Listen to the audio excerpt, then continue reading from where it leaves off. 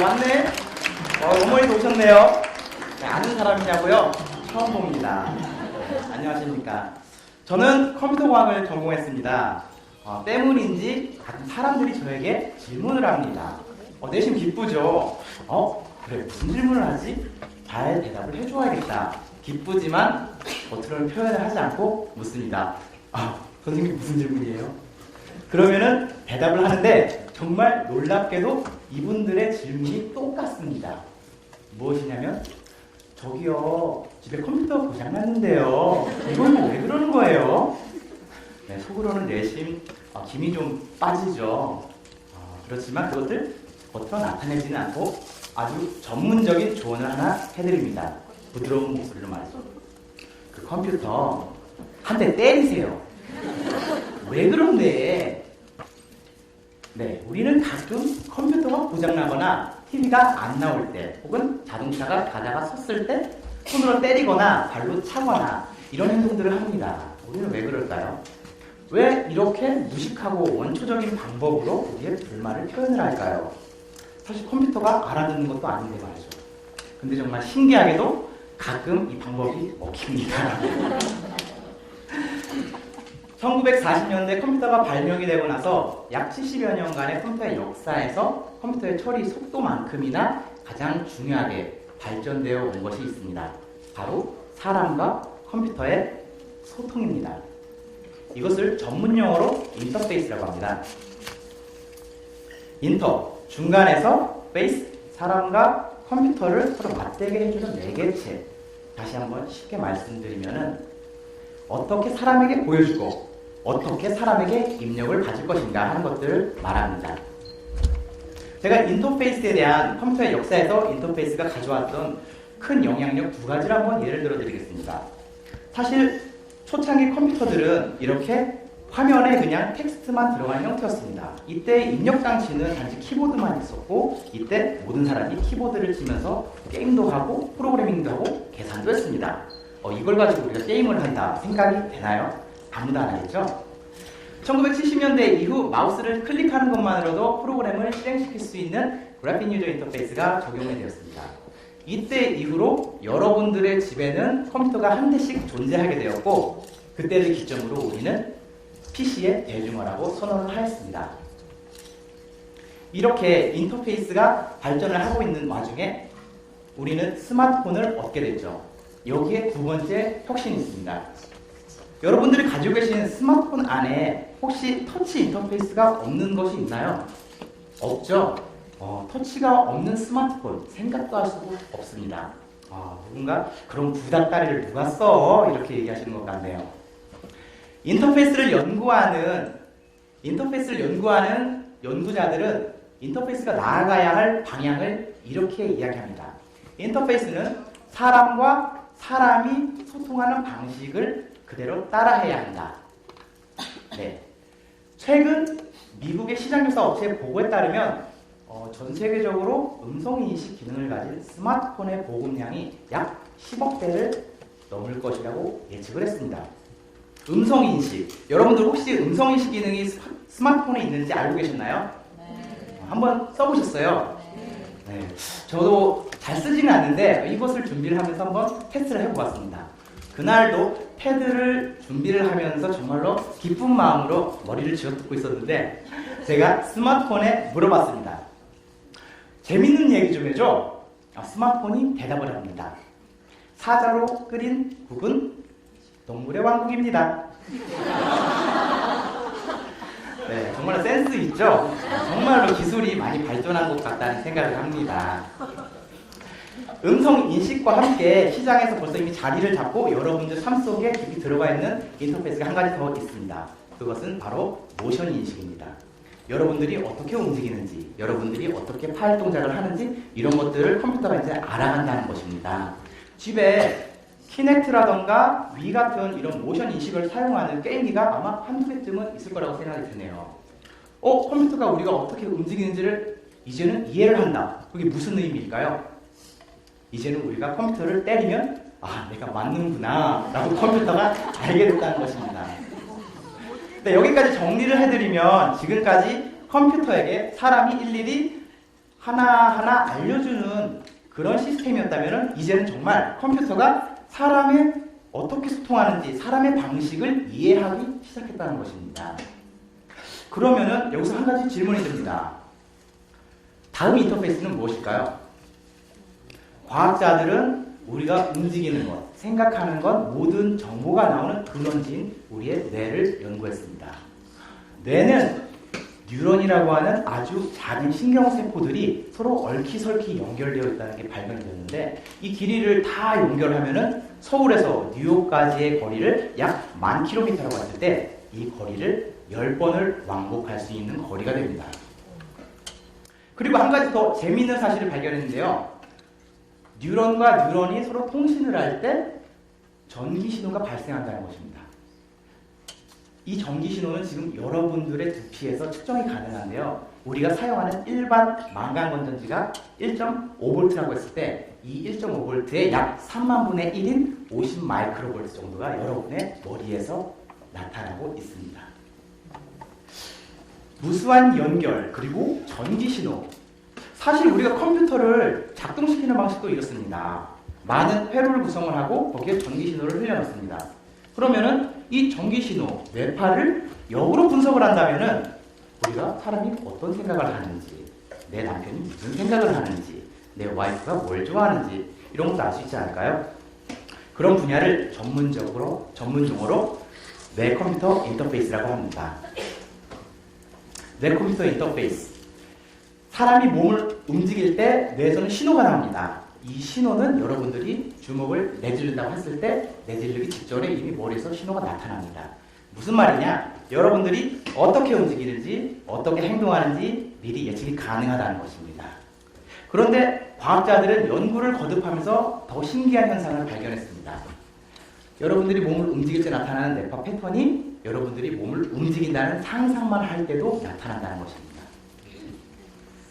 저희 연구실에서 한 가지 실험을 해봤습니다. 사용자가 있고요. 왼쪽에 타겟이 나오면 왼손을 움직이는 상상을 해보고 오른쪽에 타겟이 나오면 오른손을 움직이는 상상을 해서 몸으로 타겟을 맞춰보라고 했습니다. 지금 오른쪽에 나왔죠? 예. 시험자는 그럼 오른손을 움직이는 상상을 합니다. 잘 맞췄네요. 네, 다시 한번 크게 보면은 오른쪽을 잘 맞췄고요. 이번에는 왼쪽에 타겟이 나옵니다. 그럼 시험자는 왼쪽으로 손을 움직이는 상상을 하겠죠. 컴퓨터가 이걸 분석을 해서 왼쪽으로 공을 움직입니다. 그럼 이 방식을 좀 더 확장을 한다면 우리가 이렇게 로봇을 컨트롤하는 것도 가능하지 않을까요? 정말 꿈의 기술이네요. 다음은 어떤 게 있을까요? 여러분들의 눈을 즐겁게 해주기 위해서 제가 두 장의 사진을 준비했습니다. 자, 누구죠? 한효주 씨, 그리고 김수현 씨. 여자분들만 대답하시네요. 잘생겼죠? 네. 예쁘죠? 네, 본능입니다. 여러분들은 지금 두 장의 사진을 보시는 순간 아마 남자분들은 한효주 씨 사진에 여성분들은 김수현 씨 사진에 또 눈이 갔을 겁니다. 본능이니까 어쩔 수가 없죠. 그런데 여자분들이 김수현 씨 사진을 봤을 때 뇌파가 더 크게 나타난다는 사실. 즉 여러분들이 뭘 보고 있는지, 무엇을 더 좋아하는지, 어디에 더 관심이 있는지 조사하면 다 나옵니다. 네, 저희 연구실에서 이 방법을 이용을 해서 간단한 프로그램을 한번 만들어 보았는데요. 네, 오른쪽에는 뇌파를 측정을 하고 있죠. 그리고 왼쪽에는 문자를 보고 있습니다. 여기 있는 사람이 자기가 원하는 문자를 응시를 합니다. B를 보거나 C를 보거나. 그러면은 컴퓨터는 뇌파로부터 어떤 글씨를 이 사람이 보고 있는지 판단을 하고 글자를 쓰게 해줍니다. 전통적인 키보드 방식을 이제 벗어나는 거죠. 패드를 썼네요. 이 밖에도 우리의 정신 상태, 우리가 뭘 좋아하는지, 감정, 그리고 기쁜지 슬픈지, 그리고 집중을 얼마나 하는지 이런 것들을 분석하려는 시도들도 있습니다. 오늘 제가 여러분들을 위해서 간단한 실험을 준비를 했는데요. 뇌파 헤드셋 가지고 오셨나요? 네. 네. 기꺼이 이 자리에 앉아주기를 제가 지명했지만 허락하더군요.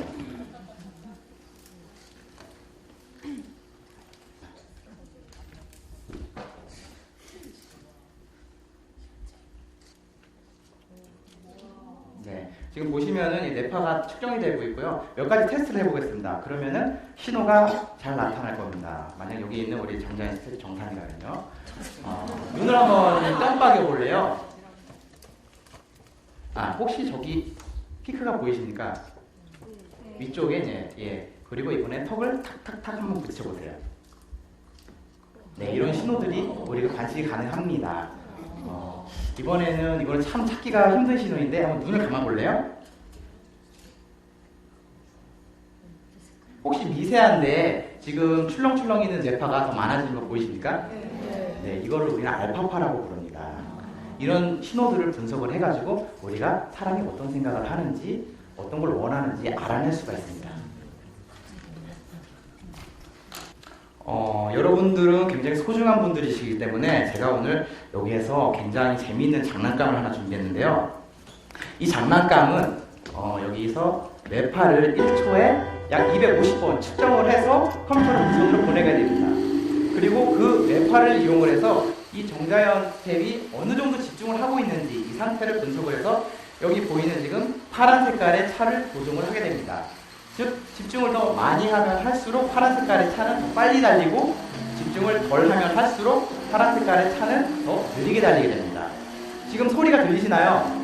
네, 소리가 강할수록 정자연 스텝이 더 집중을 많이 하고 있고 자동차가 더 빠르게 달리고 있다는 것을 나타냅니다. 누가 이기고 있죠? 검은색 이기고 있나요? 잘하고 있네요. 지금 또 초월했네요. 지금 더 소리가 좀 더 커졌죠? 네, 더 집중을 하고 있다는 그런 신호가 되네요.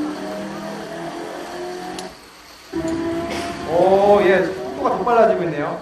또 긴장을 했나 봅니다. 또 추월을 하고, 네, 얼마 안 남았네요. 막판 스포트. 네, 결국 이겼네요. 박수 부탁드립니다.